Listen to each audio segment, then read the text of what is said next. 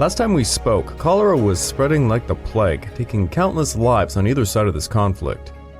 The loss of so much life hurt the Xiang army's positions, and Zeng Guofan was worried dearly for the life of his brother fighting at Yuhuatai. Zeng Guofan desperately tossed as many men as he could to help his brother, and it proved effective as Lio Chung was forced to flee for the safety of Nanjing's walls. The Ava force lost Ward and gained Chinese Gordon as its leader. But it was to be a short-lived command, as Gordon and the British became outraged by their allies' atrocities and slights against them, and thus they took back their stance on neutrality. Yuhuatai was taken, and now Nanjing was under siege by the Xiang army. It was only a matter of time before the Taiping finally fell. This episode is the Taiping Rebellion Part 12, The Fall of the Heavenly Kingdom.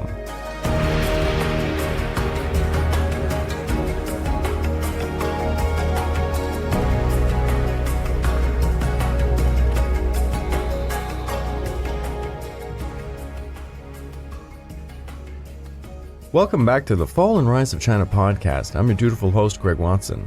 But before we can begin, I just want to remind you all that this podcast is only made possible through the efforts of Kings and Generals over at YouTube. Perhaps you want to learn a bit more about the history of Asia?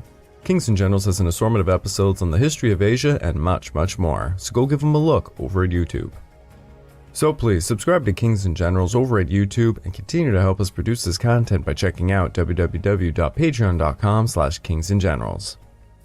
And hey, don't forget about our sister podcast at the Pacific War Week by Week podcast, written and narrated by me.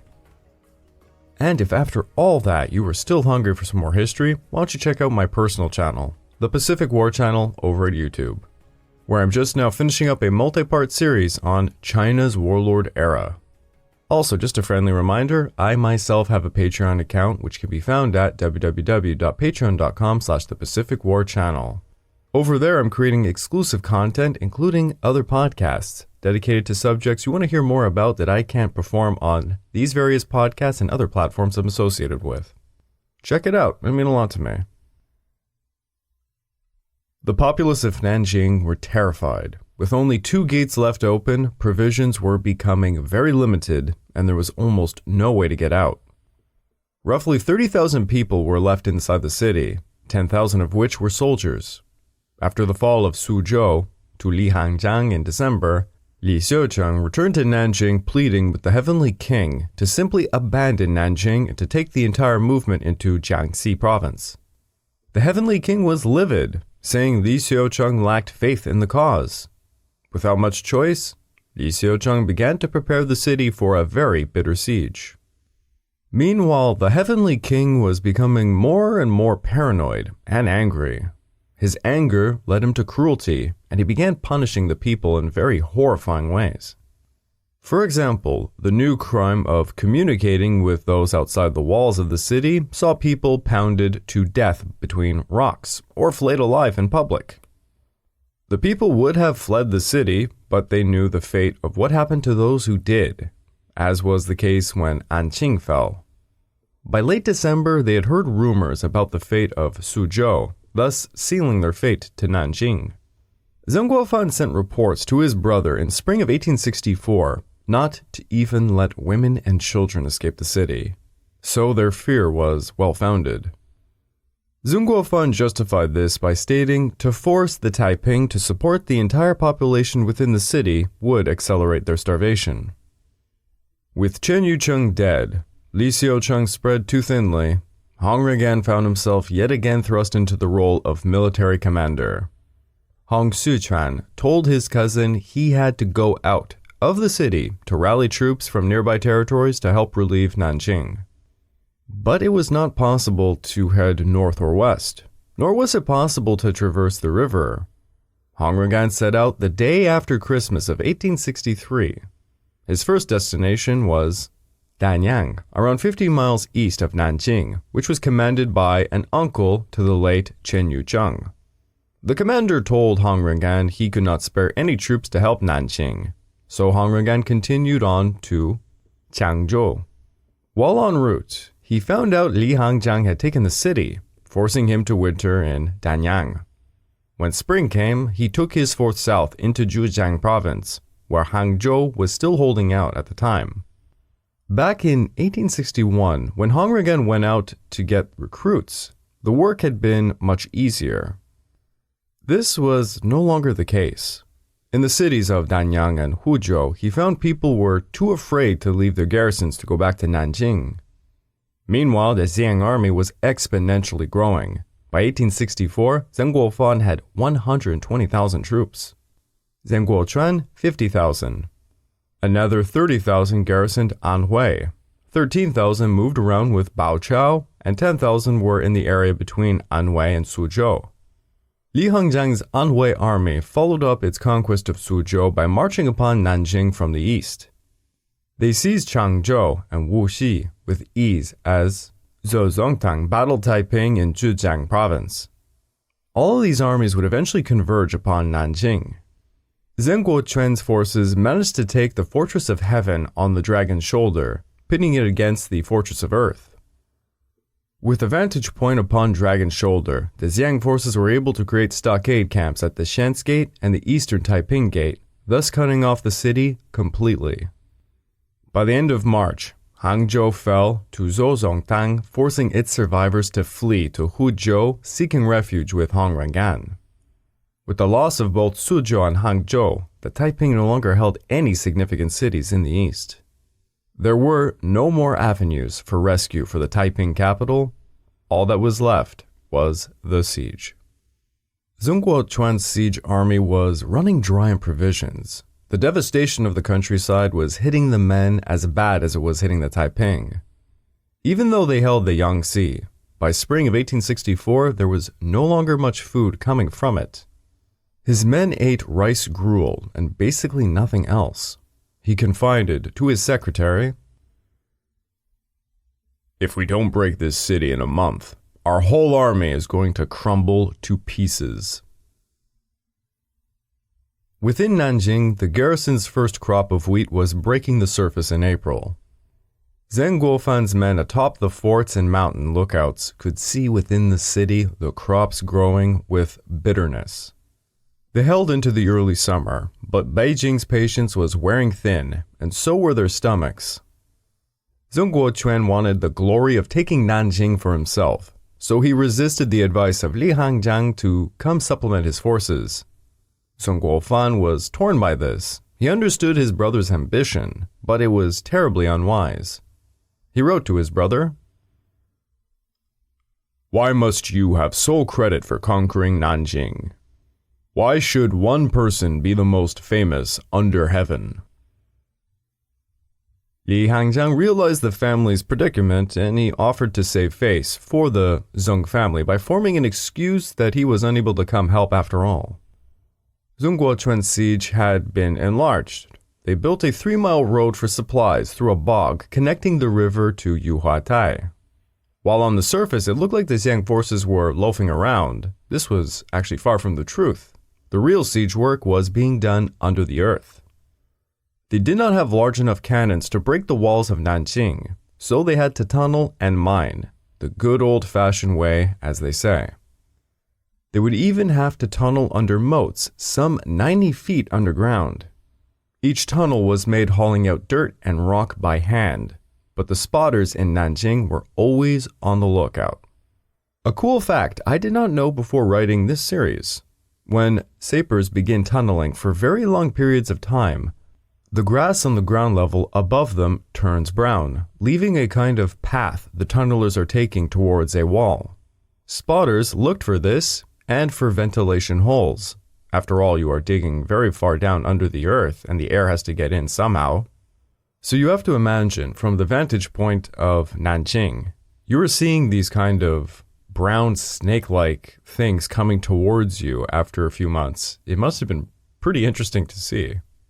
Inside Nanjing, Taiping sappers dug their own counter-tunnels to thwart mines.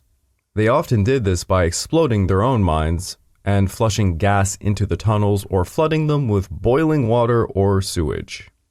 Imagine dying in a tunnel full of boiling sewage. That has to be one of the worst ways to go. At one point, a Xiang miner exploded a mine close enough to a wall, but the explosion failed to make a breach. and the Taiping quickly went to work building up more parts of the wall near it. By June, the Zhang forces had exploded mines in around 30 areas around the walls, but the results were nothing less than 4,000 dead sappers. Then, on July the 3rd, after they had captured the Fortress of Earth at the base of the Dragon's Shoulder, they had a vantage point so close to part of Nanjing's walls that they could fire cannons over them.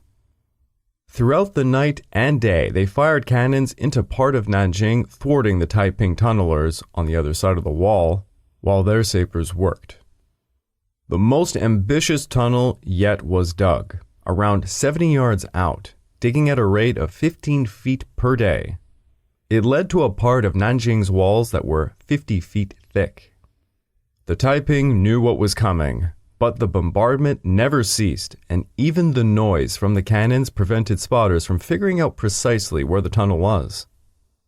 By the 15th of July, Lio Chung was forced to launch a night sortie to try and attack the tunnel opening, but the Xiang army forced them right back into the city. 3 days later, the tunnel had just about reached its target for the explosives. Zeng Guofan was impatient, pressured by Beijing, so he ordered his men to pack 6,000 cloth sacks under the wall containing over 20 tons of gunpowder. The explosion went off at noon on the 19th, as 400 handpicked veterans were crouching on the ground to launch themselves through the breach. The explosive experts lit the fuse and they waited. 5 minutes, 10 minutes, 20 minutes, 30 minutes. The fuse took that long to travel through the tunnel. Then a tremendous blast was heard, forming a convulsion, sending parts of the wall to go up, blasting outwards and skyward, raining parts of the rubble everywhere, killing tons of the 400 men hiding on the ground.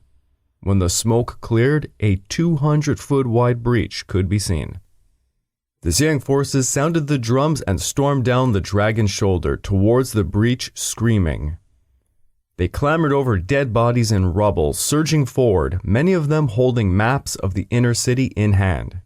The first troops to breach the hole specifically dodged the defenders rushing further into the city with their maps in hand, as they had the specific mission to rush to the palace of the Heavenly King to kill the self-proclaimed brother of Jesus. But Lio Chung beat them to their mission and spirited away Xiuquan's son before they could capture the would-be future monarch. When the Xiang troops entered the palace, they found nothing but an eerie silence. Xiuquan, the Heavenly King, the self-proclaimed brother of Jesus, he was already dead. Going back in time to the spring of 1864, Lio Chung said to the Heavenly King, "There is no food in the whole city, and many men and women are dying. I request a directive as to what should be done to put the people's mind at ease." Starvation was hitting the people, but the Heavenly King did not seem to pay any notice. Xiuquan began to talk to Lio Chung about the 16th chapter of Exodus, how God would preserve the Taiping faithful just as he preserved the children of Israel for 40 years as they wandered the desert. He would do so by scattering manna on the ground amidst the dew each morning. Beginning in 1862, Xiuquan had begun ordering his subjects to emulate the lives of the Israelites, storing 10 bushels of manna every year to see them through their times of trouble. What exactly manna is hard to say. If you read the Bible, it says it's a small white flower with the scent of coriander and that it tastes like honey. The Chinese Taiping Bibles describe it as Jianlu and Ganlu, which means sweetened dew. Xiuquan said to Lio Chung, "Everyone in the city should eat manna. This will keep them alive." Xiuquan then issued this as an order. "Bring some here, and after preparing it, I shall partake of some first." Later testimony from Lio Chung states this. "The sovereign himself, in the open spaces of his palace, collected all sorts of weeds, which he made into a lump and sent out of the palace, demanding that everyone do likewise, without defaulting. He issued an edict ordering the people to act accordingly, and everyone would have enough to eat. Thus, Hong Xiuquan began to eat the weeds that he called manna within his palace. In April of 1864, he began to fall ill, with his 50th year of life. He seems to have gotten a bit better in May, but then he becomes sick again. The cause of his illness is not understood, but Lio Chung's accounts state this. It was from him eating manna, and when this man was ill, he would not take remedies. Hong Gan's account stated this. He had a lingering illness of 20 days that took him. Tangu Fu, the son of Hong Xiuquan, said this. My father succumbed to sickness. On May the 30th, Hong Xiuquan or one of his aides announced it was time for the Heavenly King to go to heaven, where he would request the Heavenly Father and Heavenly Elder Brother to send a celestial army to help defend Nanjing. There was no grand funeral for the Heavenly King. On June the 1st, he was wrapped in a shroud of yellow silk by his palace women and buried in the bare ground, which was the regular service of the Taiping. No coffins were necessary because he was expected to rise up soon to go to heaven. Hong Xiuquan had ordered coffins to be abandoned prior, and that the word death to be taboo, because they were all going to ascend to heaven. And just to shoot from the hip a bit here. In many of these rebellions we see throughout history, particularly the ones with a religious fever, you do not always see the leader actually believing in what they're preaching. But I can say with confidence that Hong Xiuquan believed in the quote-unquote Kool-Aid. In fact, while most of the people around him were lying through their teeth and just pretending to believe in order to just gain very large positions, he alone, it seems, just kept on the same path. Many sources that look at the Taiping Rebellion, specifically from a religious point of view, point out that Hong Xiuquan was so focused on this internal mission of getting to heaven, he kind of ignored everything else around him. And yes, he did live a lavish life. He did have an incredibly large harem, and, he was partying it up. But alongside that, he was secluding himself from his military commanders kind of on purpose, and he was performing religious ceremonies this entire time. And do remember, he, once upon a time, was a very well-educated man. He was quite the intellect. So it makes for a very interesting character piece, although there's definitely not enough sources to really dig deeper into the man. But I think the way that he went about his final end does, give credence to him really believing in this sect that he had created. Anyways, that was just my 2 cents to give him his final goodbye. 5 days after his death, his son, Zeng Guofan, takes his father's throne. While the Qing forces are busy sieging the city, for 6 weeks the young monarch reigned. He is basically at the mercy of Lio Chung and Hong Gan. Lio Chung gives this as an account. After the young sovereign came to the throne, there was no grain for the soldiers, and there was chaos in the armies. The sovereign was young, and he had no ability to make decisions. No one, civil or military, in the capital could think of a solution. When the explosion went off on July the 19th and the slaughter and chaos began within the city, Tangu Fu stood bewildered in his palace beside his 4 wives.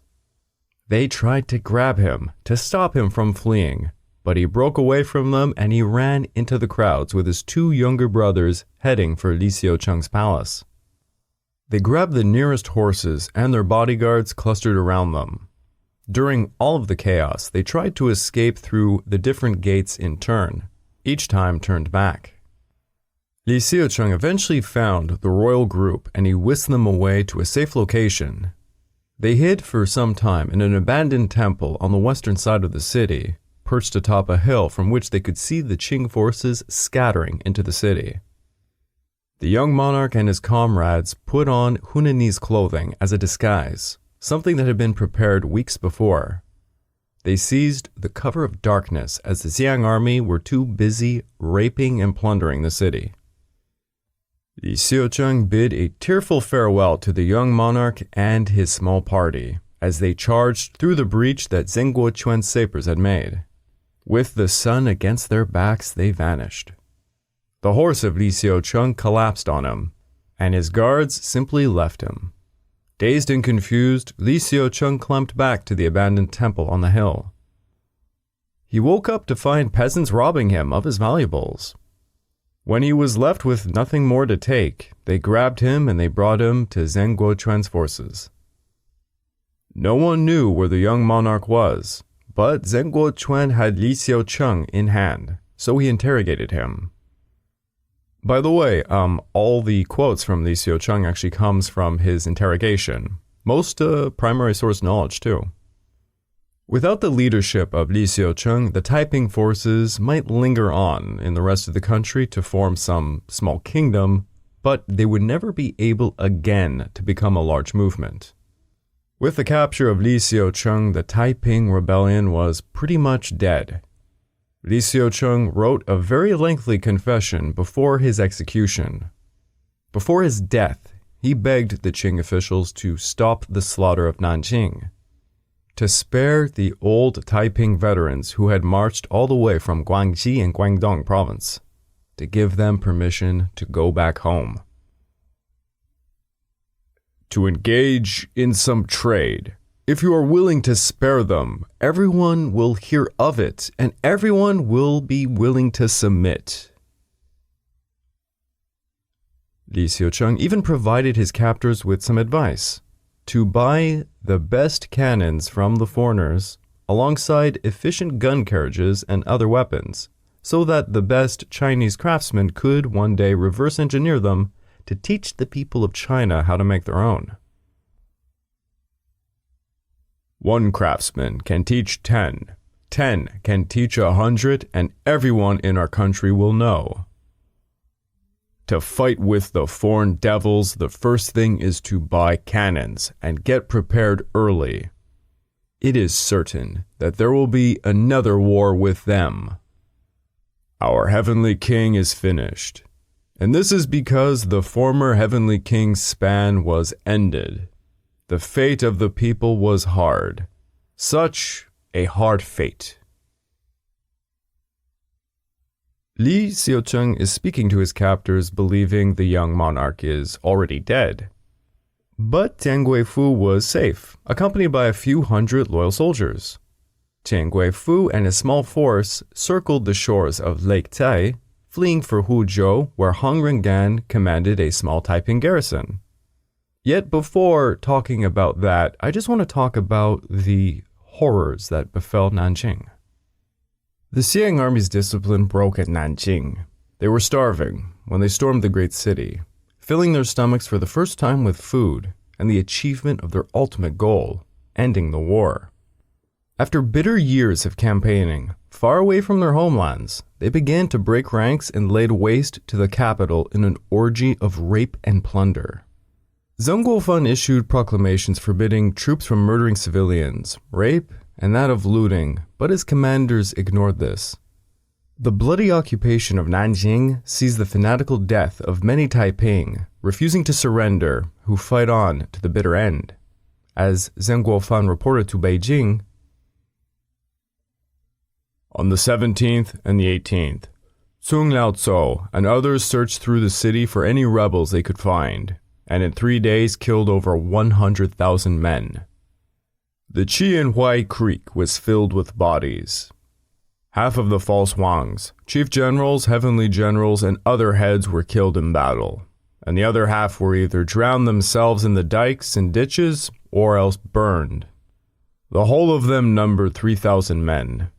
The fire in the city raged for 3 days and nights. Not one of the 100,000 rebels in Nanjing surrendered themselves when the city was taken, but in many cases gathered together and burned themselves and passed away without repentance. Such a formidable band of rebels had been rarely known from ancient times to present. The slaughter of Nanjing was the combination of fanaticism from the Taiping and the policy of Zeng Guofan, who was determined that the surrender from the veterans of the Guangxi Guangdong Taiping were not to be accepted. His goal was the extermination of the whole movement via the death of its core leadership. He wanted no residue of any successors to try and carry on the Taiping ideology. He performed a ruthless extermination, thus forcing many of the Taiping to fight to the very end or commit mass suicide. Zeng Guofan's aides reported to him that mass looting, murder, and rapes were occurring. Soldiers could be seen running off with gold, silver, furs, jade, and other valuables. At first, soldiers burned palaces, but then they moved on to homes. Eventually, the entire city was aflame. Only when a heavy rainstorm occurred on July the 25th did the fires go out. On the 26th, Zeng Guofan's secretary entered the city and was overwhelmed at the sight. All the male Taiping still alive were being used by the Xiang soldiers to carry loot or dig up buried treasure.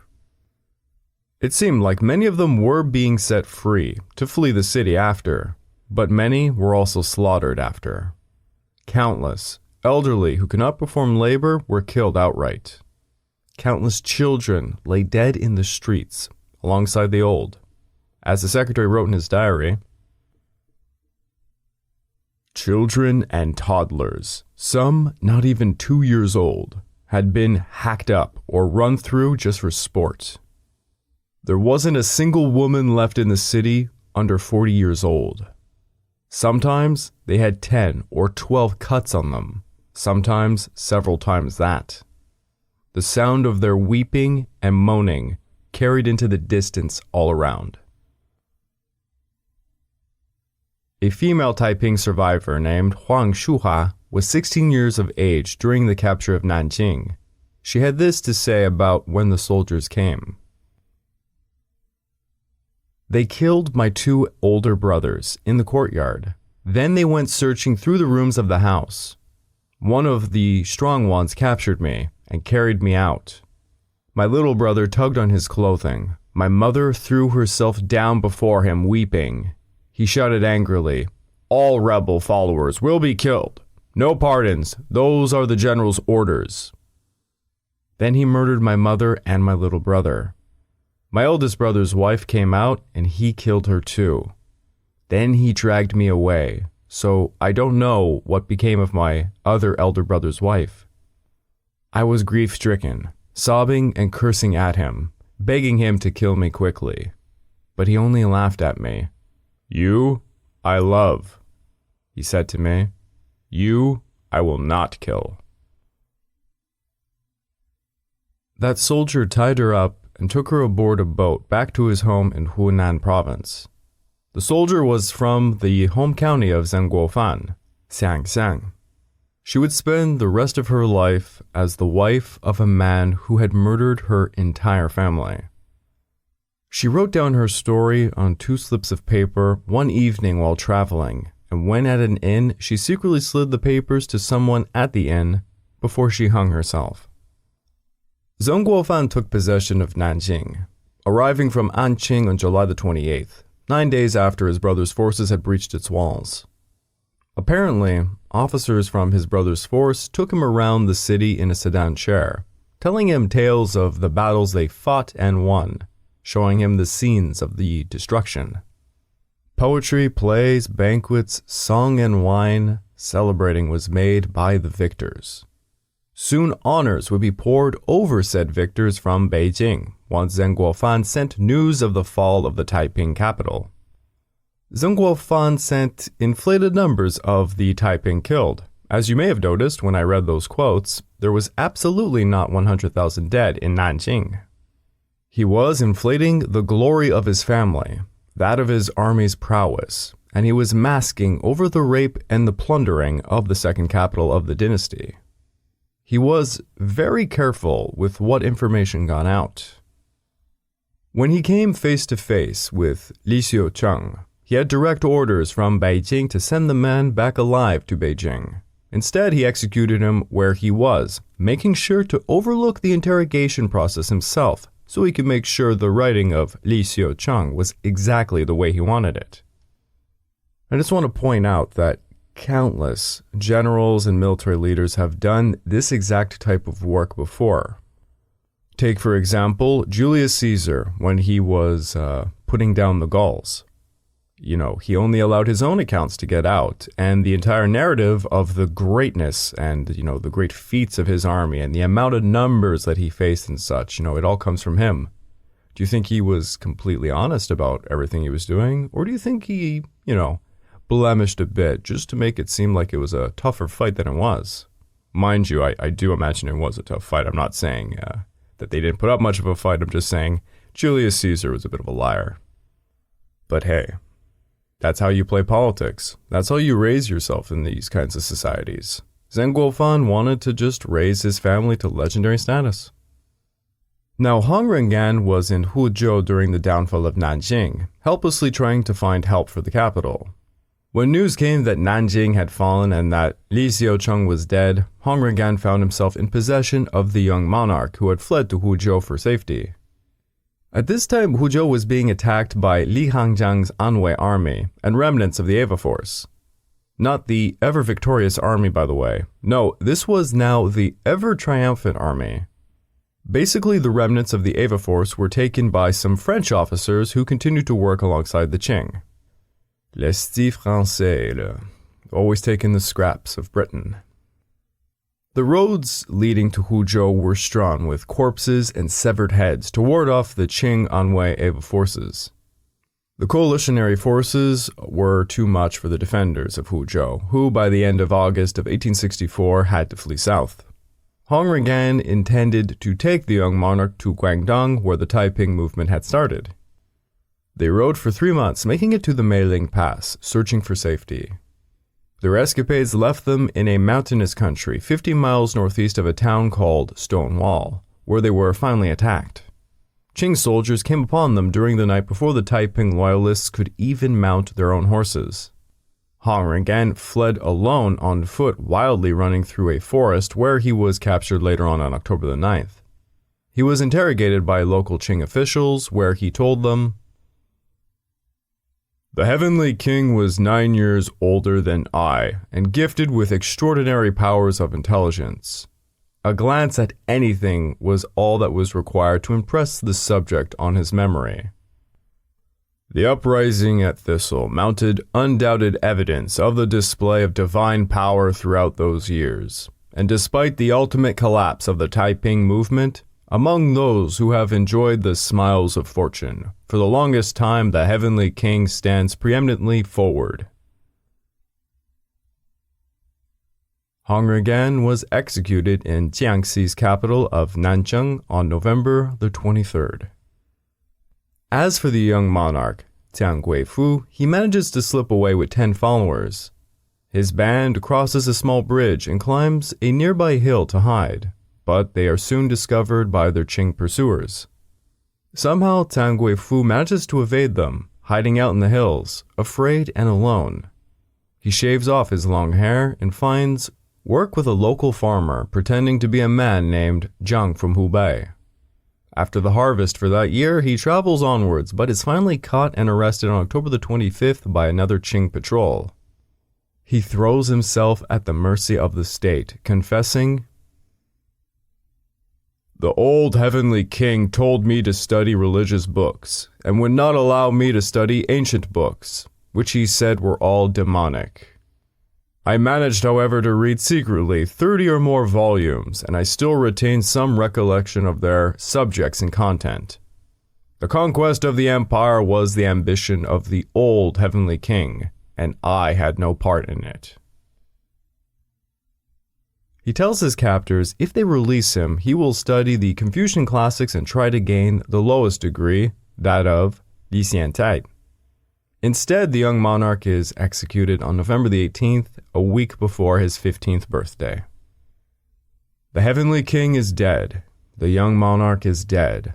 All the kings, north, south, east, west, flank, shield, loyal, brave, and countless others are dead. The day Zeng Guofan took control of Nanjing was a triumph, not for the Qing dynasty, but for him. He was at that moment the most powerful man in all of China.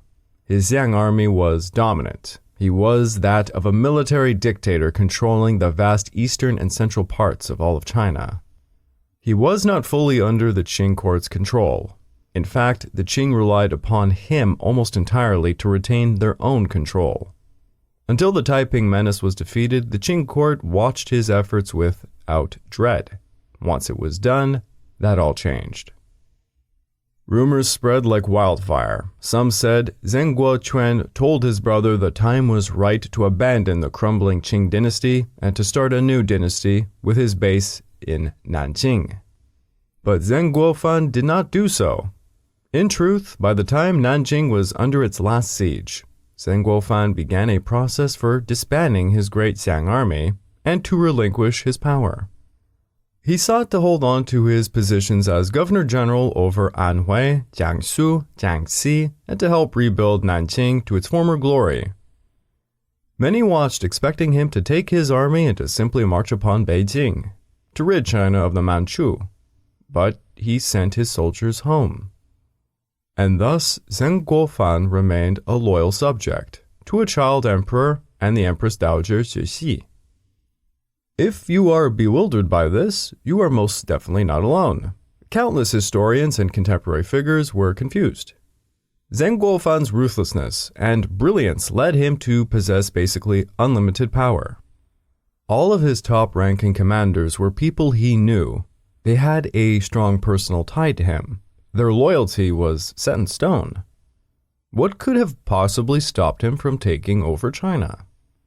Well, according to his closest family members and friends, they say Zeng Guofan was a man wrecked by anxiety and depression. He was reluctant from the very beginning to be given command, quite uncertain of himself. He was a true scholar and sought nothing more than to go back to his books and to lead a life of moral scholarship. He was deeply influenced by Confucian beliefs, but many also think he was influenced by the horrible levels of corruption, greed, and incompetence he saw within the Qing bureaucracy. He was never heard to question the legitimacy of the emperor, and being very devout to Confucianism, he probably really believed in the mandate of heaven. There are also those who point out to such a brilliant mind, was ruling China a desirable thing at this time? He saw how tumultuous the era had been. He was living in it. Was it a good era to rule over? Perhaps his uncertainty about himself left him thinking he could not live up to such a Goliath task. Regardless, the Xiang army demobilized in August of 1864, less than a month after the fall of Nanjing. In May, he gave a notice for sick leave, which, as he told his brother, was just an excuse to go into hiding after the war was done. He wanted to escape all of his critics, who were growing suspicious of his power. He recommended his brother should do the same, but it seems Zeng Guofan resented this advice. Zeng Guofan apparently was beginning to expand his economic powers, and Zeng Guofan had this to write to his brother. Military commanders who have usurped fiscal power have never brought anything but evil to the country and harm to their own families. Even if you, my brother, are a complete idiot, surely you cannot be ignorant that you have to distance yourself from power to avoid being slandered. Well, the Qing court went to work on Zeng Guofan and his subordinates, accusing them of corruption and usurpation. Likewise, they hounded Zeng Guofan by proxy, and for the 8 remaining years left of his life, they tormented him, not allowing him to retire or pause from his duties. Zeng Guofan's dreams of returning to scholarship, his homeland, a quiet life, would never come to be. In 1867, he wrote on the issue of his looming death this: "I would be happier there than I am in this world." And yet again, I kind of want to shoot off the hip and talk a little bit about this character. Zeng Guofan is very important to the history of modern China. He can be seen as the father, if not the grandfather, of an emerging modernization movement. His greatest subordinates of Zhou Zongtang, Li Hangzhang, and a few others, they're actually going to pick up the mantle, so to say, and they are going to usher in a modernization movement for China, albeit a very slow one, and when you compare it to something like the Meiji Restoration of Japan, very minor. But I just wanted to talk about the idea that Zeng Guofan basically had the world in his hand, and he threw it away. And there's very few people in history that do that. I, having, read all the ancient classics and such, I immediately think of, as you might have guessed, Sulla. I think both of them make for an interesting comparison. Both men were absolutely ruthless, brutal in their methodology to get what they wanted to get done. I mean, the amount of people just butchered by both these men. Particularly in the case of Sulla, when, he was in charge of things and then he simply started to kill everybody that would even remotely mess with him. Both of them had their quote-unquote empires at their whim. The Republic, Rome, relied on Sulla because he was the only one that got anything done, and he was the only one that, regained control over the situation. And the said can be said about Zeng Guofan.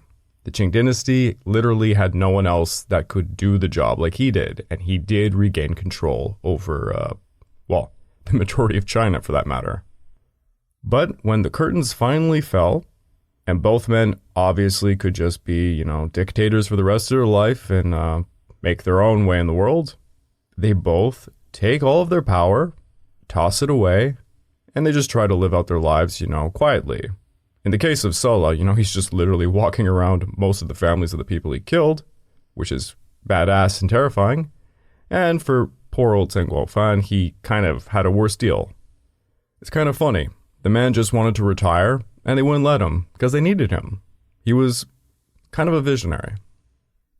And I don't want to spoil things just yet, but the tragic nature of Zeng Guofan's later days, they're going to befall upon his greatest subordinate, Li Hangzhang, who is one of my favorite characters in modern Chinese history. Now, the estimates on the death toll of the Taiping Rebellion are simply impossible to gauge fully. Literally, if you go over to Wikipedia right now, or you pick up just about any book, they'll say the estimates are between 20 to 30 million people. There were no reliable censuses at the time. The estimates are based mostly upon demographic projections on what the Chinese population should otherwise have been in later generations. In an American study performed in 1969, by the year of 1913, almost 50 years after the fall of Nanjing, China's population had yet to recover to its pre-1850 levels. In 1999, it is estimated the provinces hardest hit by the Taiping Rebellion were Anhui, Zhejiang, Jiangsu, Hubei, and Jiangxi, which suffered a population loss of around 87 million people between 1851 and 1864. Around 57 million of them died from quote-unquote war. The rest were never born due to decreased birth rates. The projection for the full scale of the war in all the provinces is around 70 million dead, with a total loss for the population at 100 million. As you might imagine, there is a large amount of skepticism over such unbelievable numbers. Regardless, the scars of the event were most definitely felt for decades, as attested by countless travelers and inhabitants of China. It was, frankly, one of, if not the deadliest civil wars in human history. What is rather incredible is the fact the Qing dynasty did not fall then. Don't get me wrong, it was a mortal wound, but the Qing dynasty would limp on for another 5 decades. Did the Qing dynasty win the war? Not entirely. It's safer to say the efforts of Zeng Guofan, foreign intervention, and the Qing defeated the Taiping movement. The Qing dynasty was basically put on life support by Zeng Guofan and foreign interests, if you really think about it. The Opium Wars linked the Qing dynasty to nations like Britain and France, who had financial stakes in China and wanted the devil they knew rather than the Jesus they didn't to ensure the flow of unequal trade. See what I did there? Zeng Guofan was simply, in my opinion, a very strong conservative. I told you bits and pieces about his reluctance to work with foreigners and to utilize their technology. He came around to it all, of course, but he did so gradually and begrudgingly. There are countless tales of him butting heads over the issue.